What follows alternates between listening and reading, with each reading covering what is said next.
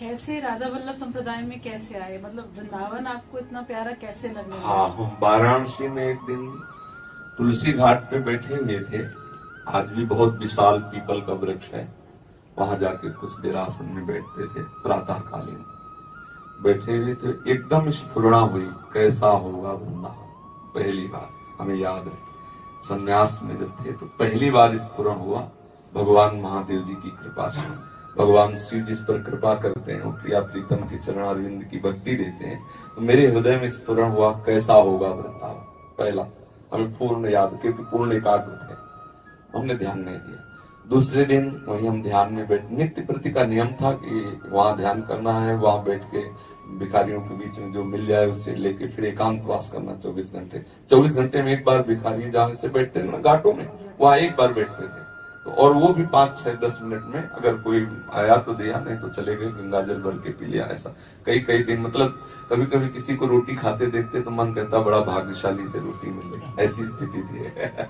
तो तुलसी घाट में एक संत आए हमारे पास और उन्होंने कहा कि भाई जी श्री हनुमान प्रसाद पोद्दार जी का अंध विश्वविद्यालय बहुत बड़ा है काशी में, तो उसमें रास लीला श्री राम शर्माचार्य जी की दिन में चैतन्य लीला और रात्रि में रास लीला हो रही, प्रारंभ भी हुई थी। तो उन्होंने कहा महात्मा चलो दर्शन करने रास लीला।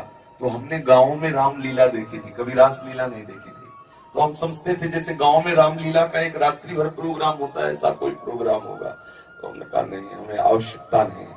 उन्होंने कहा अरे वृंदावन से लीला ही देख। हमने हमें आवश्यकता नहीं, आप हमें क्यों छेड़ रहे हैं, आप जाइए, आप अपना देखिए जाए। वो एक बार मान करके चले जाए, इतना हट। तो हमें लगा कि महादेव जी की कोई इच्छा है, तो उनके साथ चले गए। ऐसे ही मतलब उनकी प्रसन्नता। और जब वहां गए तो स्वामी जी महाराज को हम गुरु रूप से देखते हैं। स्वामी जी महाराज रोज जो आते हैं, तो स्वामी जी महाराज उस समय चैतन्य लीला प्रारंभ किए थे, दिन का समय था, रात्रि के रास लीला महात्मा को कहना नहीं पड़ा। 1 महीना रास लीला और चैतन्य लीला देखने के बाद तो हाहाकार मच गया, क्योंकि पवित्र अंतःकरण था। तो एकदम बस लगा जिएंगे कैसे, बस अंदर से आया कि जिएंगे कैसे। तो लगा कि इनकी रास लीला होती रहती होगी बराबर, तो अगर ये हमें अपने साथ रख ले तो इनकी हम सेवा करेंगे, रोज रास लीला देखने को मिलेगी। तो स्वामी जी को साष्टांग दंडोत किया और कहा और हमारे पास कभी एक पैसा नहीं कुछ है। तो हम काम गरीब बाबा जी आप अपने पास रख लो। अरे नहीं बाबा ऐसा, हम काम रास लीला देखना चाहते हैं। तो उनके मुख से निकला कि तू एक बार वृंदावन आ जा, ऐसे बोले बाबा तू एक बार वृंदावन आ जा, बिहारी जी तुझे छोड़ेंगे नहीं। हम ये गुरु मंत्र उनका मानते हैं कि उन्होंने हमें ये गुरु मंत्र दिया, बस लगन लग गई, अब वृंदावन जाना है, वृंदावन जाना। पहले स्फुरण हुआ कैसा होगा वृंदावन, फिर रासलीला, फिर अब वृंदावन जाना है। तो मामा जी के शिष्य युगल किशोर नाम है उनका, तो वही हम नित्य ध्यान में जब बैठते तो संकट मोचन का प्रसाद लेकर एक दिन आए। उनका बाबा ले लो, तो हम ऐसे नहीं लेते थे, क्यों दे रहे हो। उनका अंदर से प्रेरणा हुई, क्यों प्रेरणा, हमें को क्यों प्रेरणा हुई, बहुत लोग हैं दे आओ। बोले नहीं नहीं आपको ही प्रेरणा हुई है, तो संकट मोचन का प्रसाद है आप लीजिए। जब देख लिया कि निष्काम है तो उनका रख दो, पर अच्छा था प्रसाद, मतलब काफी। तो जब प्रसाद पाया, गंगा जल कमंडल में रखते थे, पास ही रहता था कमंडल, झोला सब साथ पास, बुढ़िया बिस्तर मकान सब पास। तो उन्होंने कहा हमारी कुटिया, हम कहा नहीं हमारा नियम, हम किसी गृहस्थ के दरवाजे नहीं जाते, आकाश वृत्ति से जो हमें मिल जाता है उसे। बोले नहीं नहीं हम गृहस्थ नहीं, हम भी बाबा जी हैं। सफेद वस्त्र में थे।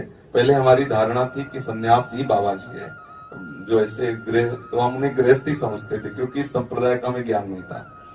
तो फिर वो अपनी कुटिया ले गए और वहां पे दाल रोटी बनाई और हमको खवाया, तो थोड़ा सा प्रेम जैसा उनका लगा। हमने कहा हमें वृंदावन पहुंचा सकते हो, क्योंकि वही थोड़ा अपनापन किए। उनका वृंदावन, बोले हाँ बाबा पहुंचा सकते हैं, कब चलना चाहते हो, उनका जब ले चलो। बोले चलो कल तैयारी कर, बड़ा आनंद की कल हम वृंदावन जाएंगे।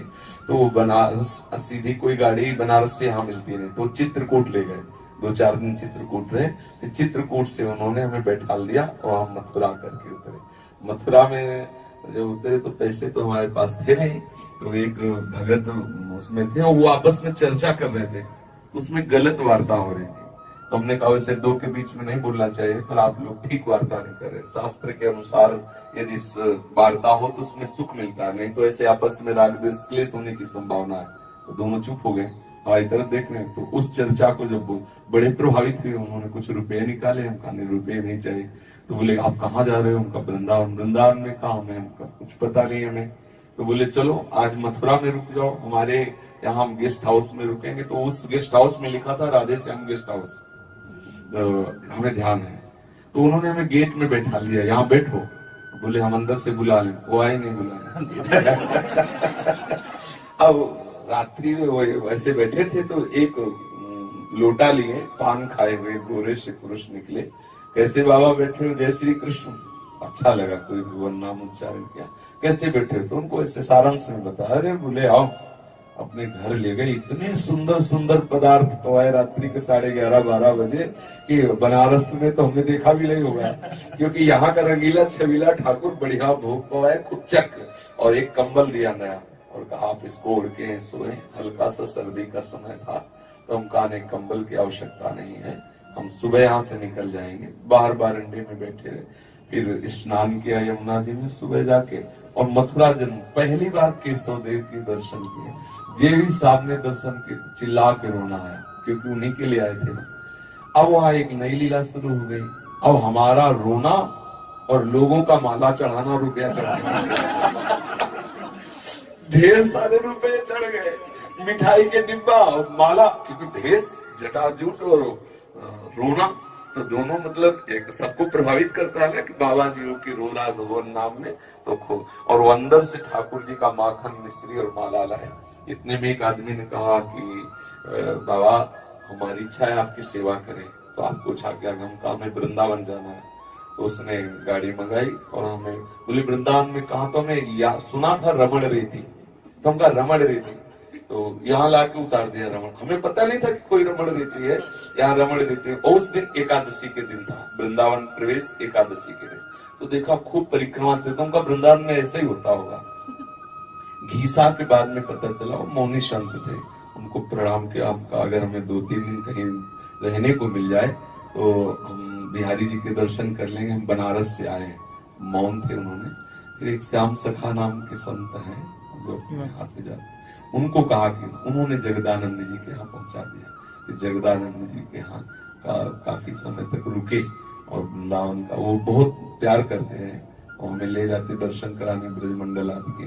और फिर जब एकांत का नशा चढ़ा हमारा, क्योंकि वो समाज का, व्यवहार का, आश्रम का, और वो घाट का एकांतिक, भागो यहाँ से, एकदम मन में आया कि भागो यहाँ से एकांत। यद्यपि बहुत प्यार करते, जगदानंद जी बहुत प्यार करते हैं, क्योंकि वो साधु सेवी है, बहुत संत सेवी हैं। आज भी 50 संतों का रोज भोजन आदि करवाते। और हमारा एकांत का स्वभाव, तो फिर हम एक बार यहाँ से हटे और बनारस एक बार फिर गए, और उस बनारस की यात्रा बेचैन हो गए। वृंदावन के बिना हम जी नहीं सकते, ऐसा लगने लगा। फिर लौटे आए, फिर वहीं आए जगदाली।